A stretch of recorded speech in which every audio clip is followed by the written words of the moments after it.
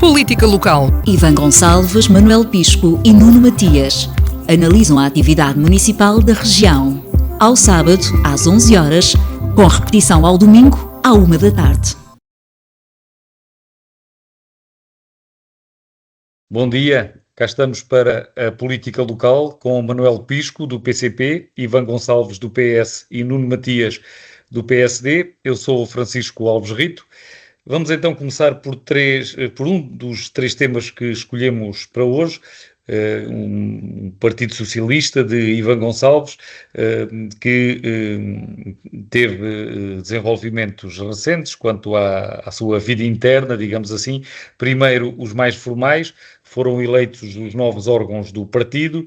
A Comissão Política tem pessoas aqui da região de Setúbal, é encabeçada por Teresa Almeida, a arquiteta, presidente da Comissão Coordenadora de Desenvolvimento Regional de Lisboa e Val do Tejo, a CCDR-LVT, já foi também governadora civil do Distrito de Setúbal, foi vereadora na Câmara Municipal de Setúbal e foi a número 1 na lista proposta por José Luís Carneiro.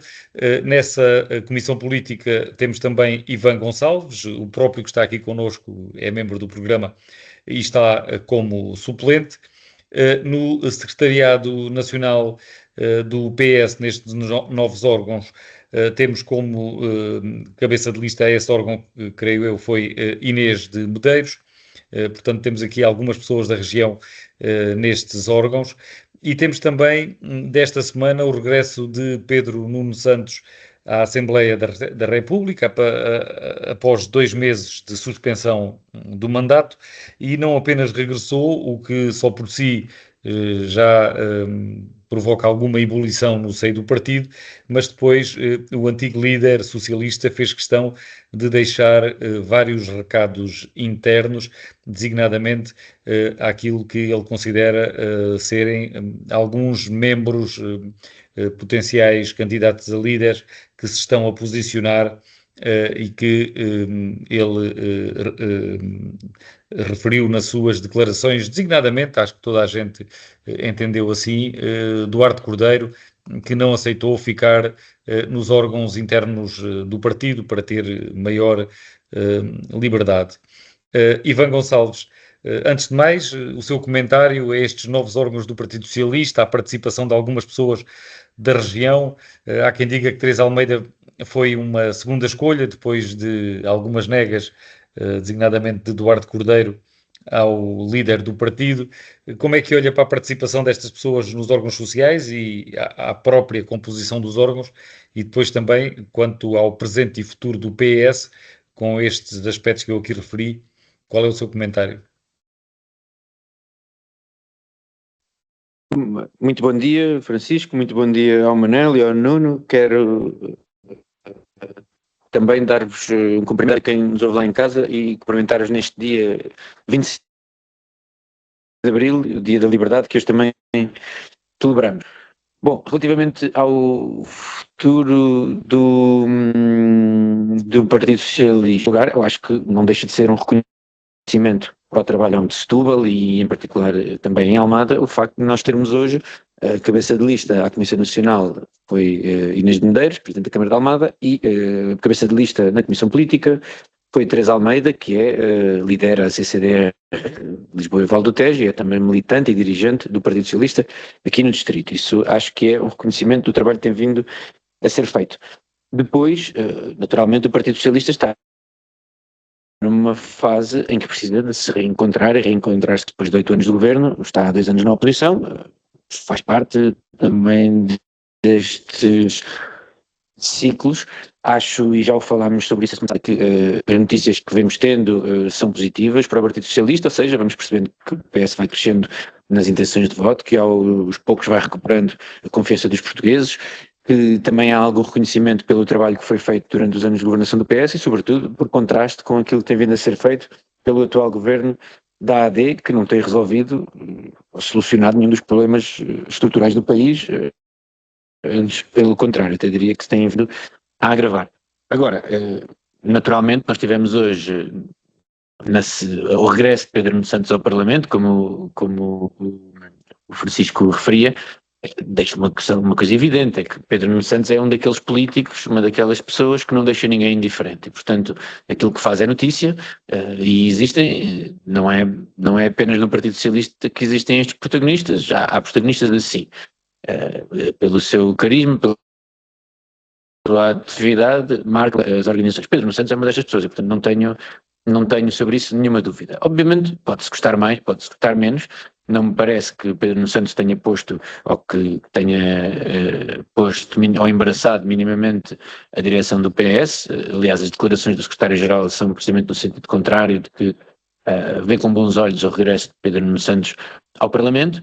E depois, é claro, existem estas também declarações sobre os taticismos e os não taticismos. Enfim, isso depois faz parte da vivacidade própria dos partidos políticos, e o Partido Socialista é um partido vivo, dinâmico, e que tem também estas demonstrações de saúde. Acho que isso é salutar, ou seja, o pior que nós podíamos ter nesta fase é um Partido Socialista que fosse mirando e que fosse cada vez mais acabrunhado. Não é esse o caso, não é isso que sinto. Acho que existe também uma dinâmica crescente para procurar voltar a construir, ou melhor, para procurar construir uma alternativa que possa vir a ser reconhecida pelos portugueses quando for o caso, provavelmente nas próximas eleições legislativas. Mas também é preciso ver que nós, desde que o Partido Socialista passou à oposição, já tivemos eleições europeias e o Partido Socialista venceu, tivemos eleições presidenciais e um candidato apoiado pelo Partido Socialista venceu, tivemos eleições autárquicas onde o Partido Socialista, enfim, não as venceu, mas teve algumas vitórias importantes. E, portanto, acho que tudo isto faz parte do caminho normal de um partido que se quer reencontrar com o seu eleitorado. E, portanto, com o seu eleitorado e com os portugueses. O Partido Socialista trabalha para o conjunto dos portugueses e não apenas para alguns setores. E, portanto, como é que o Ivan Gonçalves interpreta este regresso de Pedro Nuno Santos à Assembleia da República, para não dizer à política? Acredita que possa ser um mero deputado ou um militante de base apenas? Não, acho que até pode ser só um militante de base. Bem, a partir do momento em que é deputado já não é só um militante de base, não é? Mas até podia ser só um militante de base, isso não fazia com que Pedro Nuno Santos fosse um militante igual aos outros, pelo simples facto que é um ex-líder do Partido Socialista, ex-líder da Juventude Socialista, alguém que foi ministro e secretário de Estado de governos do Partido Socialista, e é alguém que é indubitavelmente uma das figuras mais marcantes da política portuguesa atualmente.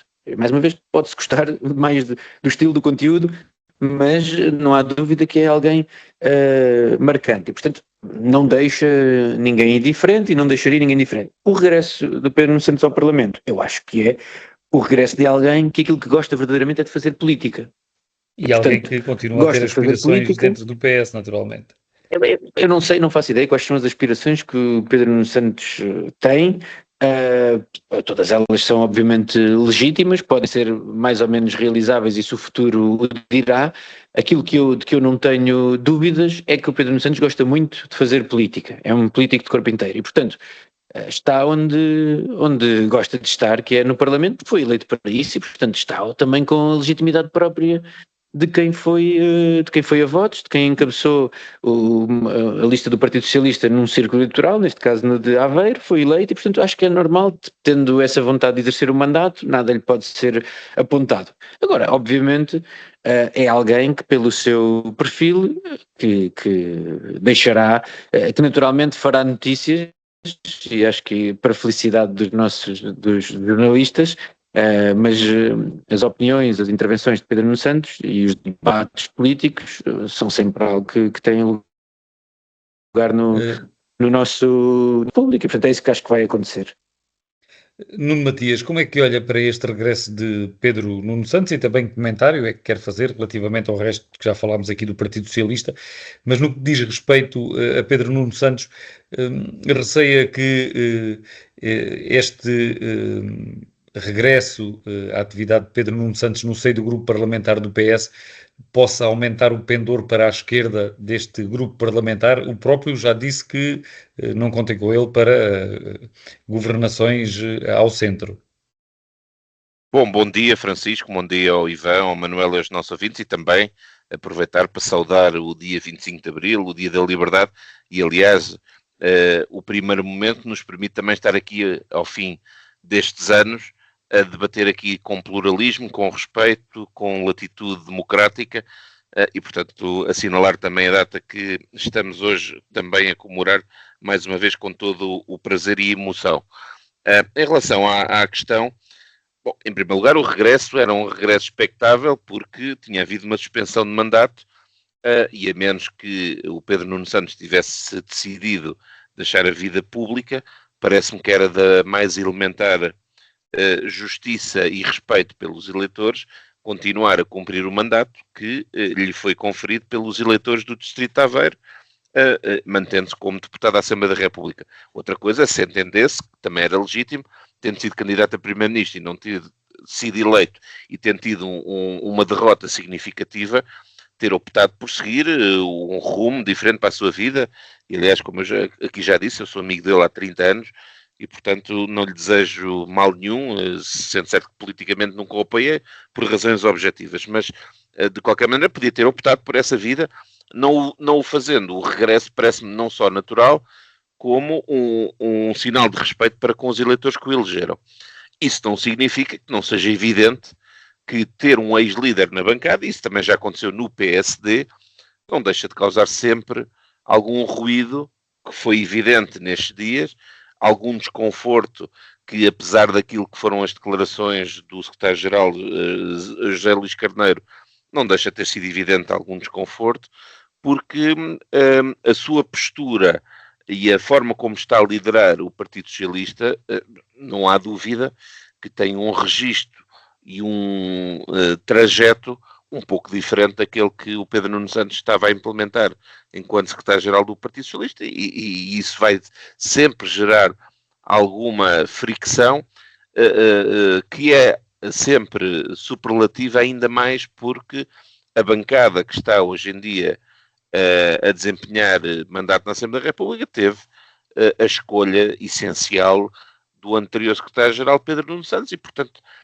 há aqui sempre alguma dialética que causa desconforto e que vai criar algum episódio ou algum ruído, e esse foi evidente só pelo facto do ex-secretário-geral Pedro Nuno Santos ter reassumido o seu mandato legitimamente e ter prestado as primeiras declarações nesse mesmo regresso, e viu-se imediatamente o ruído, o frisson, alguma reflexão sobre o alcance, até sobre algo que eu confesso que nem vi tanto assim, que foi imediatamente alguém estar a sinalizar que podia já estar ali também a fazer alguma marcação diretamente a outros que, pelo facto de não serem candidatado, estavam a ser mais táticos.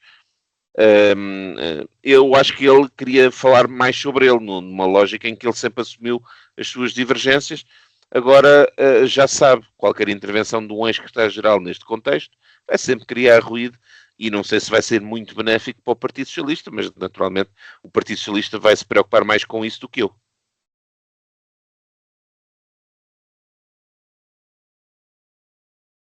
Manuel Pisco, não encontrava aqui o botão do microfone.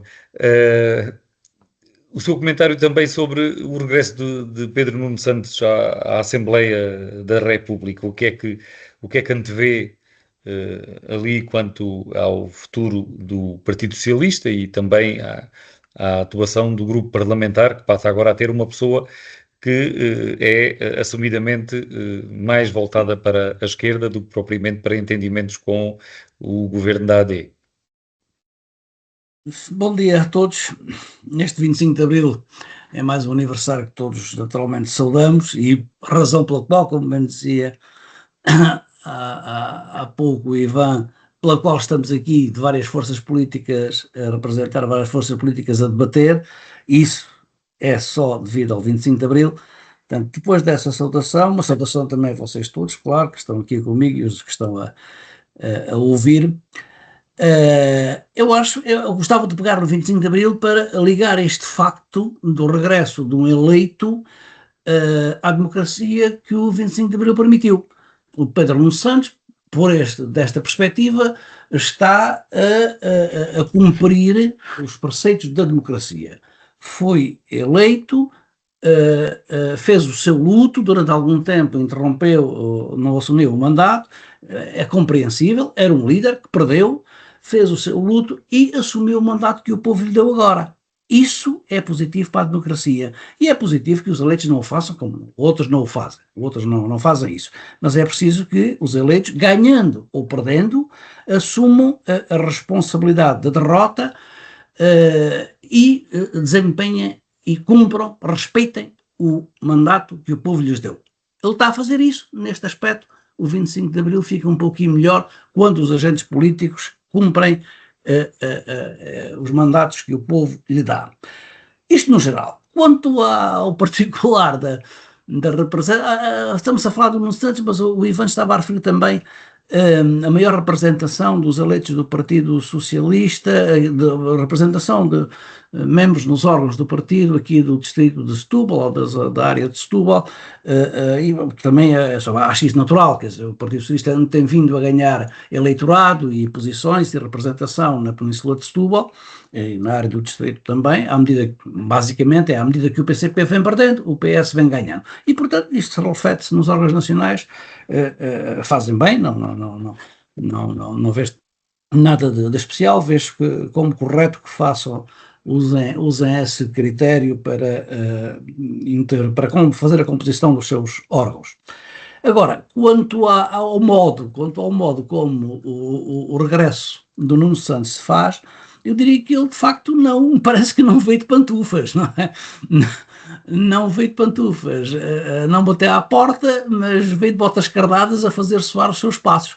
E veio fazer, para quem não se lembrasse, ou para quem tivesse mau entendimento do seu perfil político, uma declaração autodefinidora. Eu sou um social-democrata de esquerda, acho que foi essa a expressão que ele utilizou. Sim, não é? sim. Ou seja, logo isso marca um contraponto com a liderança do Partido Socialista, evidentemente, não é? Portanto, ele não é ingênuo, ele pode até agora pensar, porque aquilo que vimos na campanha eleitoral que deu o resultado que levou à derrota do Partido Socialista, ele teve ali umas indefinições de personalidade, não é de personalidade, de personagem, da personagem a interpretar mais moderado ou mais contundente, e ele modificou o seu modo de estar na campanha e passou do mais dinâmico, do líder todo para a frentex, para um modo suavezinho, comedido e tal. Ora, as pessoas intuitivamente perceberam logo que essa não era a personagem, que não era ele, não era a mesma pessoa, estava ali a fazer um papel, e isso também deve ter pesado nos resultados. E agora não, agora volta a ser dele próprio, não é? Fazendo barulho. Então aqui, ora, se ele está a dizer que é um social-democrata de esquerda, talvez se lembrem, talvez queira fazer lembrar aos outros militantes do Partido Socialista e ao eleitorado e às pessoas em geral, de que neste momento o Partido Socialista não estará a ser dirigido como uma social-democracia, um partido da social-democracia de esquerda, há de ser outra coisa qualquer, e nós entendemos perfeitamente esse recado. Agora, o resto é o papel que ele acha que deve fazer. É bom que seja coerente, como todos os políticos devem ser, tenham uma definição das suas posições, é bom que elas sejam conhecidas, o mal é que elas estejam ocultadas, não sejam expressas, e se pensa uma coisa e não se diga nada ou se diga coisa diferente. Isso é que é mau, porque isso é evidente que não é honestidade, não é clareza, não é sinceridade, e isso na política é muito mau e leva ao descrédito. Portanto, se o Nuno Santos é um militante ativo, aparentemente veio dizer, vai tomar o seu lugar no Parlamento, e é um militante, agora, julgo que não incomodará os outros dirigentes do partido, mas pô-los se os puserem em sentido, também não me parece fácil que ele venha rapidamente a querer combater a direção atual, não é? Antecipar o ciclo político, também não me parece fácil, mas também não me parece muito longínquo que ele queira, mesmo tendo assumido uma derrota, tido e assumiu porque assumiu o mandato, senão não assumiria, fugia. Não assumir o mandato é fugir. Ele assumiu, e também não vejo anormal que nas próximas eleições ele queira disputar com a direção do Partido Socialista, porque me parece que ele veio dizer, eu cá estou ainda estou vivo, e vamos ver. depois o resto, o futuro dirá como é que se vai seguir esse percurso. O resto é normal, o resto parece-me tudo normal. Ivan Gonçalves, quer acrescentar alguma coisa? E teria que ser muito telegráfico para passarmos ao segundo tema de hoje, uma vez que já falou logo no início, já se disse tanta coisa depois disso. Não estamos a ouvi-lo, Ivan. Não, mas o que Agora sim. já foi dito. Sim. Digo Então passamos ao segundo tema. O Nuno Matias escolheu o pacote laboral, o chumbo da UGT ao acordo que estava em cima da mesa. O órgão máximo entre os congressos da UGT, o Secretariado Nacional, rejeitou por unanimidade esse acordo. Perguntava-lhe, Nuno Matias, por um lado, ficou surpreendido por até a facção social-democrata da UGT ter votado contra este acordo, por um lado, e por outro, estaremos num beco sem saída? Como é que se sai agora daqui? A Assembleia conseguirá o consenso? Terá que ser chamado ao terreno o Presidente da República? Vê alguma saída que possa passar por fazer a reforma que o Governo pretendia, sobretudo depois de se constar que a Ministra do Trabalho tenciona sair se não conseguir fazer esta reforma?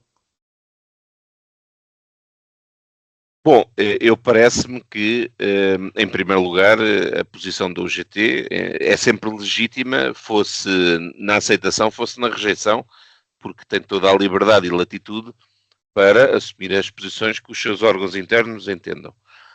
Apesar de ter havido uma votação por unanimidade, como sinalizou, apesar de tudo, não deixa de haver ali alguns passos estranhos que foram sinalizados também por alguns membros que no limite terão concordado no fim de linha, apesar de tudo, com a rejeição, que foi o facto de, aparentemente, eu só digo aparentemente porque não estive no processo naturalmente e não tenho nenhuma informação privilegiada, mas aparentemente o secretário-geral da UGT teria não partilhado a informação completa de todo o decurso do processo.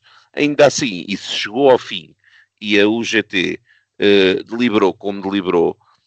Parece-me que o caminho a seguir foi aquele que foi anunciado e bem pelo Governo, que foi procurar ainda criar mais um momento de diálogo e, segundo eu percebi, durante os próximos 15 dias a UGT foi convidada quer a dizer apresentar... que o Nuno Matias acha que ainda vale a pena, depois de já 2 recusas da UGT, acha que ainda vale Vamos lá ver, Francisco, eu acho que um processo de concertação social também é isto, ou seja, haver uma dialética entre os parceiros e tentar, com rondas negociais sucessivas, até a um limite, porque aquilo que também já foi claro é que já se passaram vários meses desde o início das rondas negociais e a interação entre os diferentes participantes para tentar chegar a uma plataforma de entendimento. Aquilo que já resultou também evidente é que o Governo deu, e parece-me que bem, andaria mal se não tentasse, por sua iniciativa, promover mais uma ronda de diálogo e apresentou o convite ao UGT, no sentido de nos próximos 15 dias, até que essa reunião tenha lugar, possa apresentar as suas propostas que permitam chegar a uma plataforma de entendimento, sob pena de o Governo, dentro de uma prerrogativa que é sua, e depois destas tentativas todas, e depois de ter havido um consenso, apesar de tudo, significativo, com uma parte significativa da concertação social, apresentar a sua proposta legislativa e depois necessariamente o Governo, através dos grupos que o apoiam no Parlamento, certamente irá, com a dialética parlamentar, perceber se há razões para conseguir haver um entendimento e uma maioria de decisão que assegure a viabilização da proposta de alteração da lei laboral. Agora, aquilo que me parece é que não há beco sem saída, há aqui uma dialética e um procedimento que me parece absolutamente correto, que é tentar até ao limite promover o diálogo, promover a tentativa de concertação e tentar perceber, neste caso junto ao GT, que foi a única central sindical que quis participar de forma mais positiva com propostas no sentido de tentar encontrar um entendimento. Não havendo, E depois dessas rondas todas, o Governo, apesar de tudo, tem a legitimidade, em primeiro lugar, de apresentar a proposta ao Parlamento e o Parlamento de tomar a posição de aceitar ou rejeitar a mesma. E, portanto, eu acho que numa altura em que, ainda por cima hoje, que estamos a comemorar o 25 de Abril, estamos também a comemorar a edificação de um Estado de Direito democrático, temos que encarar como normal e absolutamente positivo haver a oportunidade de haver estas dialéticas e estes espíritos de debate, reflexão, tentativa de concertação, e se não houver entendimento necessariamente, o interveniente, que neste caso o Governo, tem a prerrogativa de apresentar uma proposta e o Parlamento, dentro da composição e dentro daquilo que é a sua realidade de representação parlamentar, tem o direito de formar maioria de aceitação ou de rejeição. E, portanto, isto não é nenhum drama, nem tem que ser encarado como um problema estrutural. Temos que encarar isto como um processo normal de um Portugal democrático que tem no seu Estado de Direito estes procedimentos absolutamente previstos e que andaria mal o Governo se não fizesse esta tentativa de, tendo uma noção que no seu entendimento estratégico deve haver uma alteração à lei laboral, não tivesse promovido tentativa atrás de tentativa, ronda atrás de ronda, uma tentativa de consensualização de uma proposta que fosse de encontro àquilo que são as propostas dos empregadores, mas também dos trabalhadores. Se ao fim de várias rondas que devem ser promovidas e estão a ser promovidas, não chegar ao entendimento, o Governo depois tem a latitude de apresentar e o Parlamento tem a latitude de decidir sim ou não. Depois, a partir daí, necessariamente, o Estado de Direito e a democracia hão de continuar. Manuel Pisco, depois desta decisão da UGT, o Governo, a Ministra do Trabalho, anunciou mais um período de negociações de 15 dias. Anda bem a Ministra ao ir por aqui? Era esta a melhor resposta que poderia dar?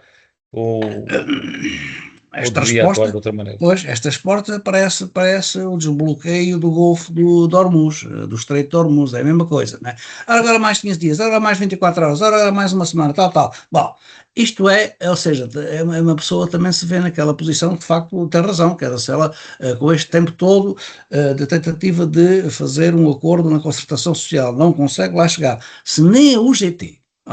Eu agora vou ser assim muito franco e direto, porque eu tenho um percurso grande na CGTP e sei bem, posso estar até a falar um bocadinho mais com o sentimento do que outra coisa, mas é com o sentimento e com razão. A CGTP foi criada para ser uma alternativa à CGTP. A UGT, né? UGT.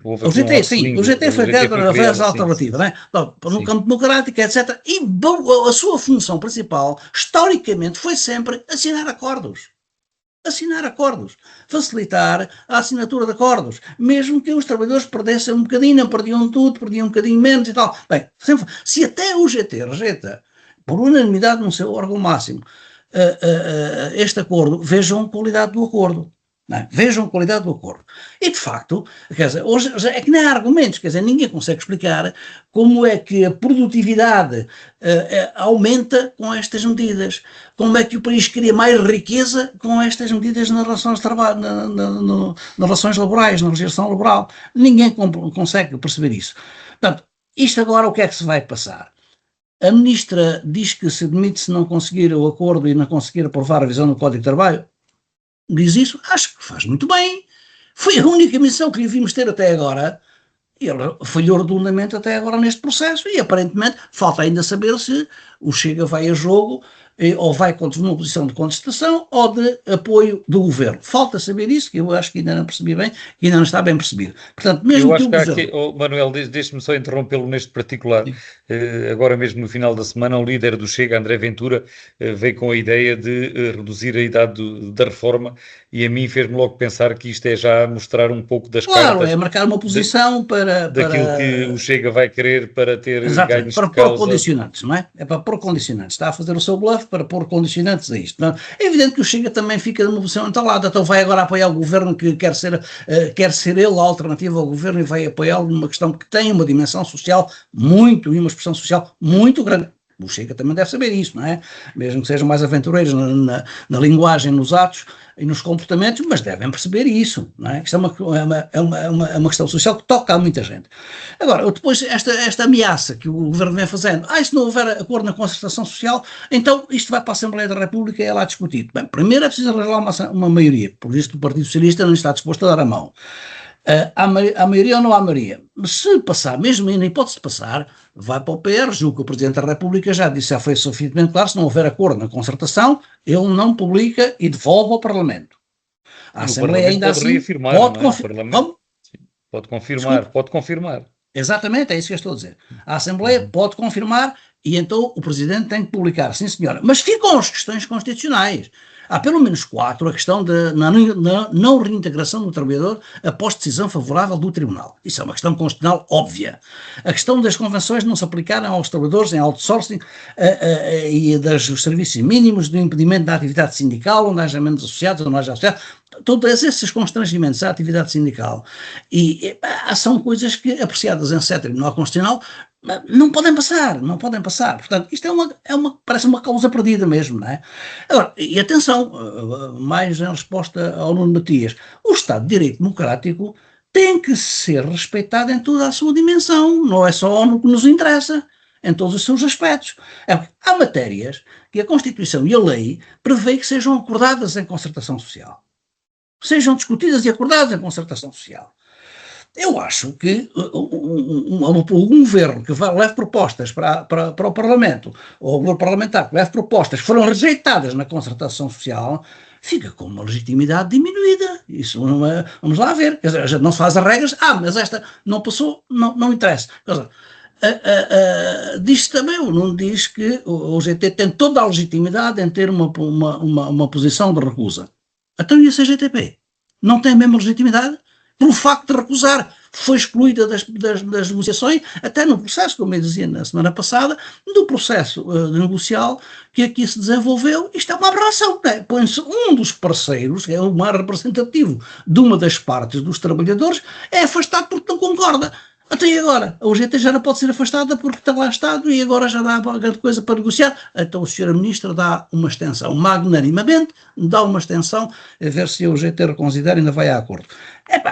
Enfim, é um caso perdido, acho eu, acho que a greve geral surtiu o seu efeito, não é? Deu para perceber que há uma reação popular a estas medidas que ninguém conseguiu demonstrar. É porque não levem as pessoas todas, e o senso comum, e a população, e os eleitores, e o cidadão normal, não estão sempre por parvo. Alguém explicou quais são os fundamentos e os objetivos que se conseguem ter com estas mexidas na lei de trabalho, a não ser mão livre para o patronato mais, menos bom gestor, mais prepotente, etc. Isso interessa a alguém? Numa situação em que o problema é mesmo o contrário, é a gente conseguir fixar os trabalhadores, conseguir qualificá-los mais, não deixar que os mais qualificados tenham que ir para ganhar mais alguma coisa para o estrangeiro, para a França, para a Inglaterra, para a Holanda, para a Alemanha. Não é o que estamos a assistir. É preciso ganhar produtividade, sim, mas esse é só o debate a fazer. Como é que isso se deve fazer? É como citas no Código de Trabalho desta lei? Não é. Nós andamos há 30 anos a dizer a mesma coisa, a ouvir esta coisa. É preciso liberalizar as regras do trabalho para ganharmos produtividade. Não, nunca se ganhou por isso. São os contextos da gestão, é a qualidade da gestão, é a área de intervenção e de investimento que determina a produtividade de um país.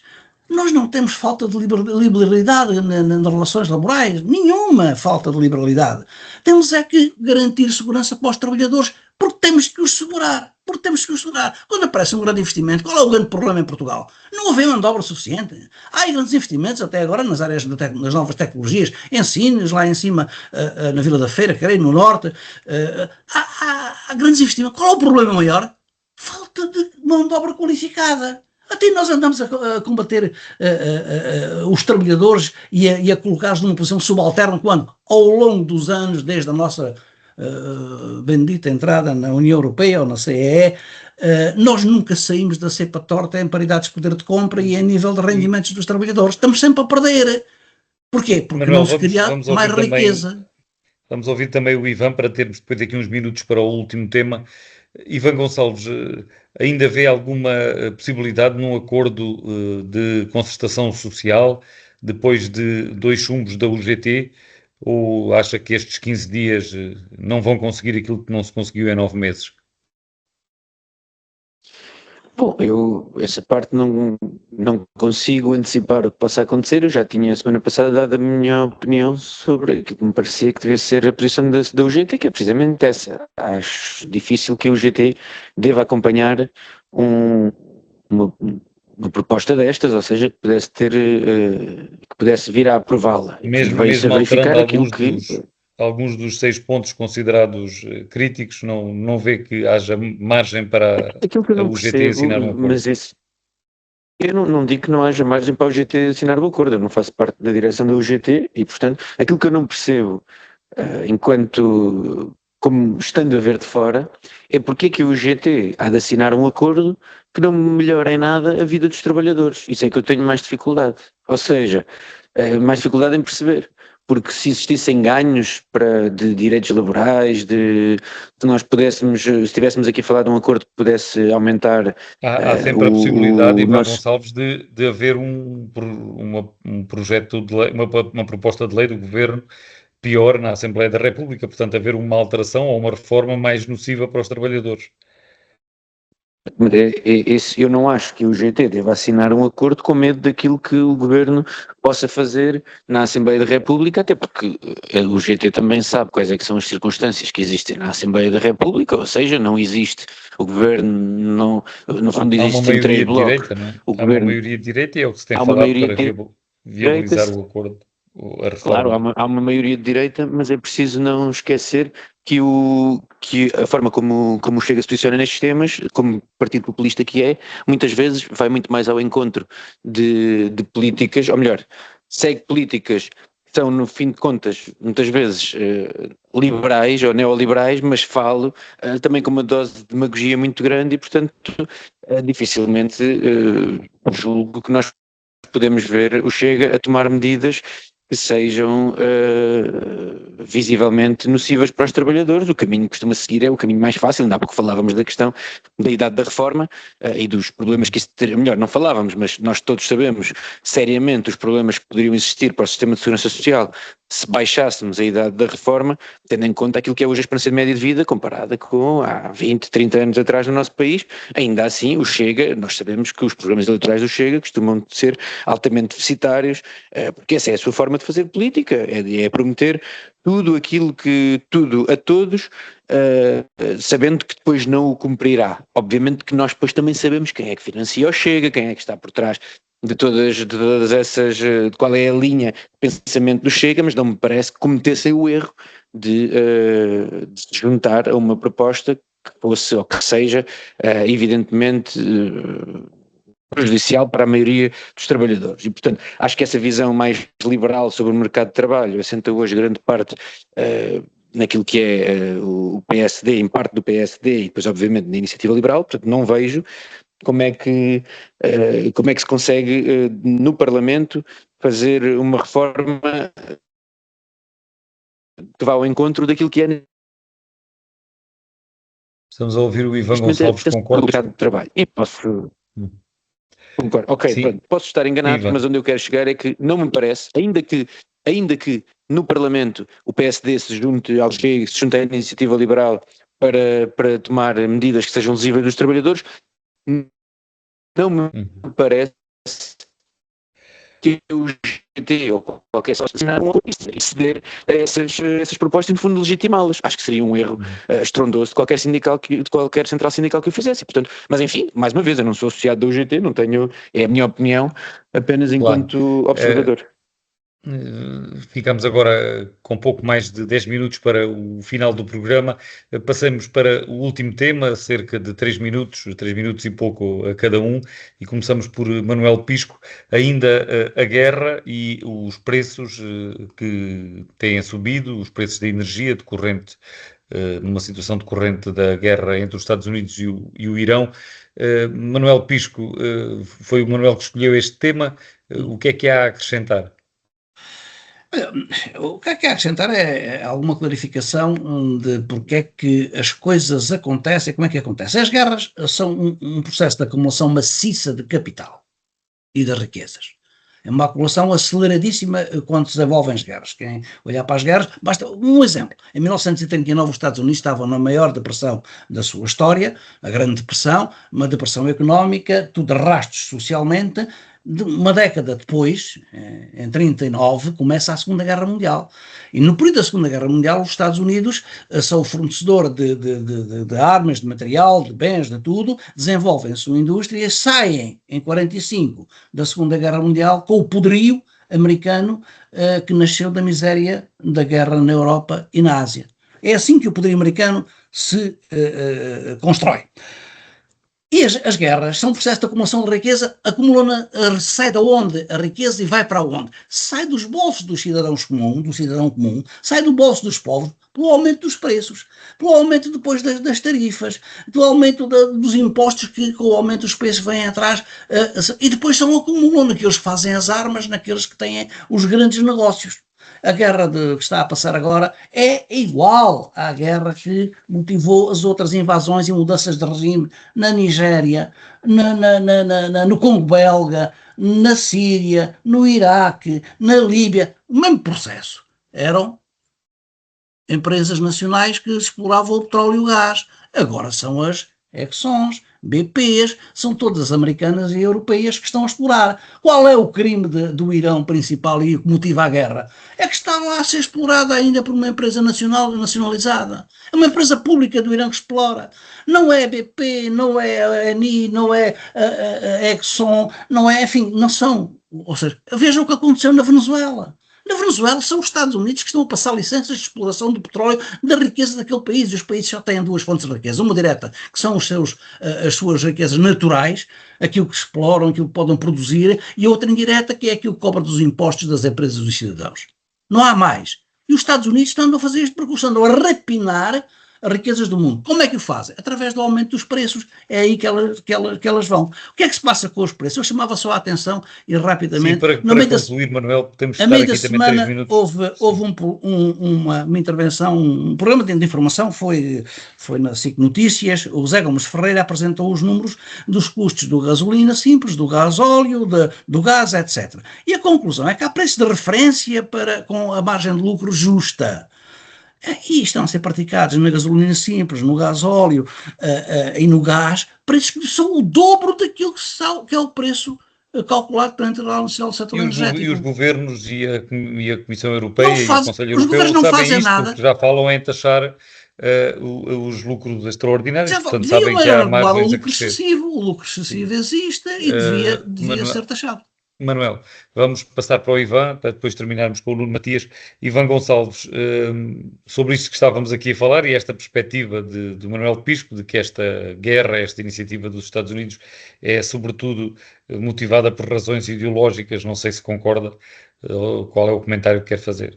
Não são ideológicas, puramente económicas e de acumulação capitalista. Não são ideológicas. Capitalismo aqui é só acumular capital. Estava a falar na perspectiva que o Manuel estava a dizer que a exploração do petróleo no Irão é de uma empresa nacional, de uma empresa pública. Sim, mas isso não é ideologia, é a realidade dos factos da economia.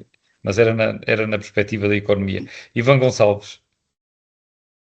Sim, eu tendo a concordar aqui com o Manel neste sentido. Também não me parece nada que esta questão seja ideológica, é apenas de termos um gangster à frente do governo dos Estados Unidos que o que pretende é obter de forma ilícita rendimentos ou matérias-primas de outro país, passando por cima de tudo o que são regras do direito internacional, tudo aquilo que nós fomos construindo ao longo das últimas décadas para tentarmos ter alguma paz no mundo, porque senão qualquer Estado, desde que tivesse mais força que outro, podia por simplesmente invadir o outro e tentar retirar daí as riquezas materiais, como se fazia, aliás, numa lógica que felizmente, aliás, nós temos vindo a abandonar da relação entre os Estados, mas à qual esta administração norte-americana parece ser absolutamente indiferente. E, portanto, sim, acho que essa é a principal razão. Obviamente não estou com isto a defender o regime iraniano, acho que é um regime deplorável, mas infelizmente para todos nós e para o mundo não me parece nada que seja essa a motivação da administração de Donald Trump para ter esta intervenção. E, portanto, com isto nós sofremos todos, e deixe-me só dizer uma coisa, e acho também que nós não nos podemos esquecer de responsabilizar aqueles que, um pouco todo mundo, apoiam e defendem Donald Trump, e em Portugal também sabemos quem é que os apoia, a extrema-direita, o Partido Chega, todos eles, nós também devemos perguntar-lhes o que é que eles acham desta intervenção e do aumento dos preços que todos estamos a sofrer. Nuno Matias, para terminar, e já não temos sequer 3 minutos, o Nuno Matias, por razões profissionais, está muito mais em condições de olhar do que eu, por exemplo, para este aspecto que o Manuel Pisco referiu, de haver algo que não se compreende. Já falámos nisso aqui, mas agora houve até um programa na televisão que mais uma vez lhe procurou demonstrar que a guerra só por si não justifica os níveis que os preços estão a atingir. Aceita isto ou não? Bom, vamos lá ver. Aquilo que eu aceito é que, estando num quadro de economia de mercado onde a fixação do preço é livre, necessariamente os operadores de mercado fixam-no, e há aqui uma componente que é uma margem de comercialização que existe. Não há nada que se possa dizer a não ser que está a funcionar a lei da oferta e da procura. Agora, não há dúvida, e por isso é que aqui há uns anos o Estado português, e bem, criou mecanismos de controlo, de supervisão e de monitorização para que resulte claro aquilo que é a evolução justa. O Manel falava há pouco sobre a questão dos preços de referência, que por acaso até é uma das minhas responsabilidades profissionais, que é acompanhar essa questão aqui na empresa, e portanto somos nós que calculamos diariamente os preços de referência, ou seja, a evolução justa daquilo que, à luz dos custos de fator da cadeia de valor, justificaria do ponto de vista de evolução, se deveria subir numa semana 7, 10, ou diminuir 7 ou 15, e portanto esse acompanhamento é feito sem prejuízo de depois e no fim do dia o operador económico ter a sua estratégia comercial e depois ter impacto no mercado, que pode reagir optando por ir consumir a outro sítio, e por isso também é importante haver outras plataformas públicas e privadas que escrutinam a diferença de preços para ver onde é que pode ser mais competitivo e ir abastecer o seu carro ou ir comprar a sua garrafa de GPL. Portanto, tudo isto é absolutamente normal. Agora, também anda bem o Governo, e até no âmbito da União Europeia, quando se diz, bom, mas se chegar à conclusão que há aqui alguma, entre aspas, apropriação excessiva deve haver do ponto de vista de lucros, deve haver uma taxação, e portanto parece-me que isso é fundamental, sabendo que este é um cenário que é muito complexo, que passa por razões irracionais que levaram à intervenção no Irão e a escalar para todo o Médio Oriente, e que está a afetar toda a economia mundial, e por isso é bom que se monitorize e que se tenha um espírito crítico sobre a evolução das coisas. Obrigado, Nuno. Obrigado também ao Manuel Pisco, ao Ivan Gonçalves. Despedimos-nos dos ouvintes. A política local, este painel volta de hoje a 8 dias. Uma boa semana para todos e também boas comemorações do 25 de Abril.